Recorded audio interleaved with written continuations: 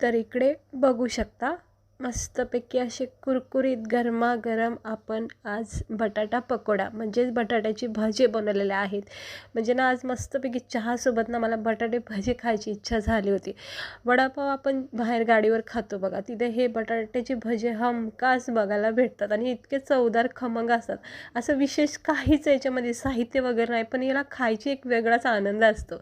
प्रत्येक बटाटा भजे म्हणलं की आपल्याला हे भजे तर आवडतात आणि माझी तर खूप फेवरेट आहे आणि झटकेपट होतात. काहीही साहित्य लागत नाही, काहीही वेळ लागत नाही, म्हणूनच हे खूप छान लागतात हे बटाट्याचे भजे. तर त्यासाठी आता आपल्याला काय करायचं, रेसिपी बघून घेऊया. इकडे मी 2 मोठे बटाटे घेतलेत, पण हा जो एक मोठा बटाटा ना याच्यात भरपूर सारे स्लाइस पडतील.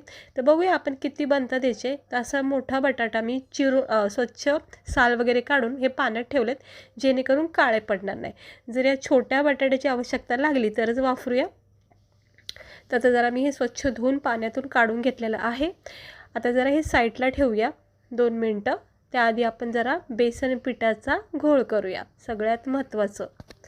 तर त्यासाठी छोटंसं भांडं घ्यायचं, वाटी घ्यायची, त्यामध्ये 1 मोठी वाटी बेसन पीठ घ्यायचं. हा जो बॅटर आहे ना हा व्यवस्थित झाला ना मग बटाट्याचे भजे पकोडे छान बनतात. तर इकडे मी 1 मोठी वाटी घेतली बेसन पीठ. आता म्हणजे कमी जास्त ज्या अंदाजे करायचे त्यानुसारच बेसन पीठ वापरायचं. मला थोडेच बनवायचे चहासोबत असे खाण्यापुरते, त्यामुळे मी 1 वाटीत बेसन पीठ घेतले. चिमूटभर इथं मीठ टाकायचं अंदाजे चवीनुसार. त्यानंतर इकडे थोडासा ओवा असा कुस्करून टाकायचा, छान फ्लेवर येतो बटाट्यामध्ये मस्तपैकी. तर इथं मी थोडासा ओवा टाकलेला आहे. तुम्ही हवं तर थोडीशी अगदी कोथिंबीर टाकू शकता, ऑप्शन आहे, नाही टाकलं तरी हरकत नाही. इथं मी ना थोडासा अगदी चिमूटभर ना इनो टाकते, अगदी चिमूटभर, जास्त नाही टाकायचं. याने जरा बटाटे ना चांगले फुलले जातात, मस्त वाटतात. नाही टाकलं तरी काही हरकत नाही, पण असेल तर थोडासा सोडा किंवा असा इनो टाकू शकता. आणि सुंदर अगदी पिवळसर रंग येण्यासाठी ना थोडीशी चिमूटभर हळदसुद्धा टाका. इनो आणि सोडा अगदी चिमटीत बसत ना इतकाच टाकायचा, जास्त टाकूच नका. आणि थेंबर पाणी टाकून ह्याचा ना घट्ट क्रीमी टेक्स्चर बनवा. अजिबात रनी म्हणजे पातळ बॅटर नको आहे, नाही तर मग बटाट्याला ना त्याची ह्या बेसन पिठाची कोटिंग बसणार नाही, पॅक नाही राहणार हे बेसन पीठ. त्यामुळं ना याच्यामध्ये दाटसरपणा घट्टपणा ठेवायचा बॅटरमध्ये. तुम्ही पाहू शकता हे अशा पद्धतीने हे बॅटर तयार पाहिजे आपलं पकोड्यासाठी.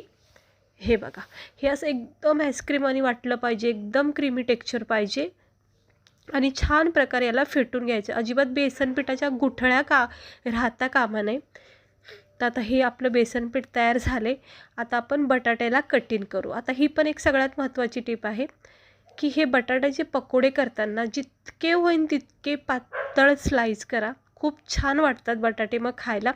ते बटाट्याची स्लाइस करायचं असतं बघा कटर, ते जर असेल तर त्याने पटापटा ह्या स्लाइस पडतात पातळ एकदम.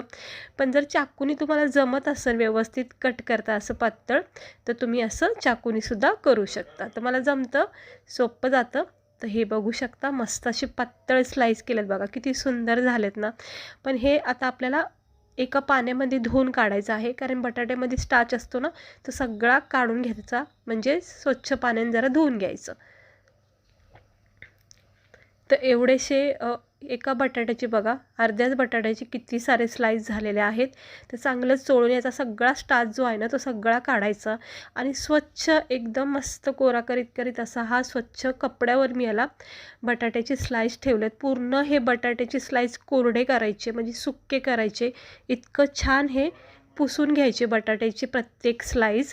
हे बघा, हलकाच हात वापरायचा, नाही तर बटाटे तुटू शकतात. त्यामुळे अगदी हलक्या हाताने चोळून घ्यायचं. सुक्के करायचे बटाट्याची प्रत्येक स्लाइस. मस्त बेसन पिठाची मग कोटिंग याच्यावर बसते, नाही तर ओलसर राहिलं ना मग ते बेसन पीठ अगदी असं गळलं जाऊ शकतं. त्यामुळं ह्याला चांगलं सुक्कं फडफडीत पुसा. एकदम स्वच्छ कपड्याने पुसून घ्यायचं. तुम्ही पाहू शकता मस्त स्वच्छ कपड्याने मी हे बटाट्याची स्लाइस बघा पुसून घेतलेले आहे. सुक्केपट दिसत असतील बघा, अजिबात पाण्याचा अंश अजिबातच नाही राहिला याच्यात.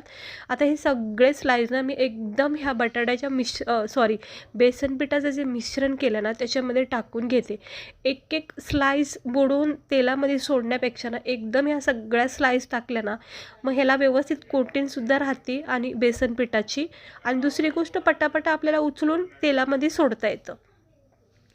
तर जितक्या होतील ना तितक्या मी जरा सुरुवातीच्या याच्यामध्ये टाकून घेते आणि हलक्या हाताने याला मिक्स करून घ्यायचं. बघा बेसन पिठाचं किती छान याला लेअर बसली बघा, तुम्ही पाहू शकता. एकदम मस्त आपलं बेसन पीठ झालं आहे, क्रीमी टेक्स्चर झालं आहे. त्यामुळं ह्या बेसन पिठाची कोटिंग बटाट्याला छान बसते. आणि दुसरी गोष्ट, बटाटे जे आपण सुक्केपट केलेत ना म्हणजे पुसून घेतलेत ना त्यामुळं लगेच बेसन पीठ याला पॅक झालं आहे. त्यामुळं स्वच्छ पुसून घ्या अगोदर बटाट्याचे स्लाईस आणि मगच असं बेसन पिठामध्ये याला डीप करून ठेवा. हे बघा, आता गरमागरम तेलामध्ये अशी एक एक फोड उचलायची. बेसन पीठ ह्याला पॅक झालेलं असतं कारण सुक्का होता आपल्या बटाट्याची स्लाईस, त्यामुळं बेसन पीठ ह्याला पॅक होतं लगेच. आणि जितके होईल मग तितकं तुम्ही टाकू शकता, कमी जास्त. आणि मिडियम गॅस ठेवायचा, फास्ट गॅस अजिबात ठेवू नका, नाही तर लगेच पकोडे जे आहेत ना ते करपले जाऊ शकतात. त्यामुळं जरा मिडियम गॅसवरच ह्याला चांगलं खरपूस भाजून घ्या. आणि तुम्ही पाहू शकता बघा किती मस्त असे फुगलेत का नाही आपले हे बटाट्याचे भजे. वाटतात का नाही हॉटेलसारखे, एकदम मस्त झालेत बघा. ना जास्त लहान ना जास्त मोठे, बस ह्याच्यावर थोडासा असा सुनेरी रंग येऊपर्यंत, चॉकलेटी रंग येऊपर्यंतच याला फ्राय करा. अति फ्राय पण नाही करायचं. आणि बटाट्याच्या स्लाईस ह्या पातळ आहेत त्यामुळं ना लगेच तेलामध्ये त्या शेकल्या जातात. जाडसर अशी स्लाईस ठेवली नाही ना त्यामुळे हे लगेच शिजले जातात. आणि असा रंग चढला की काढून घ्यायचं, जास्त वेळ नाही ठेवायचं. एकदम परफेक्ट झालाय बघा, रंग मस्त आलाय. आणि पाहू शकता तुम्ही हे बटाट्याचे पकोडे किती मस्त वाटतात का नाही, एकदम असे फुगलेले आहेत. तर चला, आता हा पहिला बॅच तयार झालेला आहे. दुसरासुद्धा आता 2-4 टाकून घेते. हे बघा, आता हा दुसरा बॅचसुद्धा मी 2-4 असे स्लाईस बटाट्यामध्ये जे आपण मसाल्यामध्ये बेसन पिठामध्ये डीप केलेत ना ते सगळे टाकून हे असं स्लो गॅसवर ह्यालासुद्धा फ्राय करून घेऊया. आणि उरलेले सगळे जे पण वाटीमध्ये आहेत बेसन पिठामध्ये ते सुद्धा मी फ्राय करून घेते.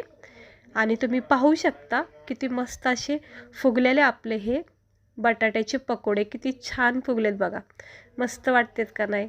असे गरमागरम बटाट्याचे भजे नक्की करून बघा. चला, आता चांगले फ्राय झालेले आहेत, वर डागंसुद्धा पडलेले आहेत. आता मी हे काढून घेते आणि उरलेलेसुद्धा करते थोडेसे. आणि मग गरमागरम आपण याला प्लेटमध्ये सर्व करून बघूया. तर हे बघा, मी सगळे जे वाटीमध्ये बेसन पिठात होते बघा ते सगळे असे तळून घेतलेत, फ्राय करून घेतलेत. आणि तुम्ही पाहू शकता हे आपलं आलू पकोडा म्हणजे बटाटे भजे किती छान झालेत का नाही. अगदी वाटतात का नाही हॉटेलमध्ये अशी गाडीवर वडापावचे इथं भेटतात बघा, अगदी तसेच झालेत का नाही. चव इतकी भारी वाटते ना, ओव्याचा एक छान ह्याच्यामध्ये सुगंध आहे, मस्त मीठ आहे, हळद आहे आणि इतका भारी वाटतो ना खाता वेळेस. तुम्ही पाहू शकता हे बघा, फक्त गरमागरम चहासोबत कितके भारी वाटतात. मिरच्या तळल्याला जर असं ना त्यासोबतसुद्धा तुम्ही खाऊ शकता. आता घरच्या घरी तुम्ही असे बटाट्याचे पकोडे करून बघा, खूप आवडीने खातील, सगळेजण आवडीने खातील. आणि बाहेरून आणायचं काहीच टेन्शन नाही. कधीही मन वाटलं खाऊ वाटलं तर तुम्ही हे 1-2 बटाट्यापासून भरपूर सारे असे बटाट्याचे पकोडे बनवू शकतात. इतके मस्त वाटले ना, खरं खूप छान चव लागली मला, ओव्याचा इतका मस्त फ्लेवर लागला आणि मस्तच वाटले. खरंच तुम्ही नक्की ट्राय करून बघा. जर बटाटे पकोडे जर बाहेर हॉटेलमध्ये वडापावच्या गाडीवर जर तुम्हाला ते बटाट्याची भजी खायला आवडतात ना तर हे नक्की करून बघा. अशा पद्धतीने घरच्या घरी भरपूर क्वांटिटीमध्ये आपण बनवू शकतो. आणि दुसरी गोष्ट म्हणजे खर्च वाचतो आपला, घरच्या घरी बनवून खायचं. तर कशी वाटली तुम्हाला रेसिपी? आवडली असेल नक्की लाईक करा आणि चॅनेलला सबस्क्राईबर करा. आणि बघा हा बटाट्याचा पकोडा किती छान क्रिस्पी झाला आहे, मस्त आतून जो बटाटा आहे तो छानपैकी नरम सॉफ्ट झाला आहे. आणि याला ना खोबऱ्याच्या चटणीसोबत किंवा ना अशी तिखट चटणी वगैरे असेल, मिरच्या असतील तळल्याला किंवा ना असं जेवण वगैरे आपल्या सुक्या भाजीसोबतसुद्धा तुम्ही तोंडी लावून खाऊ शकता याला. तर चला, भेटते मी तुम्हाला पुढच्या व्हिडिओमध्ये.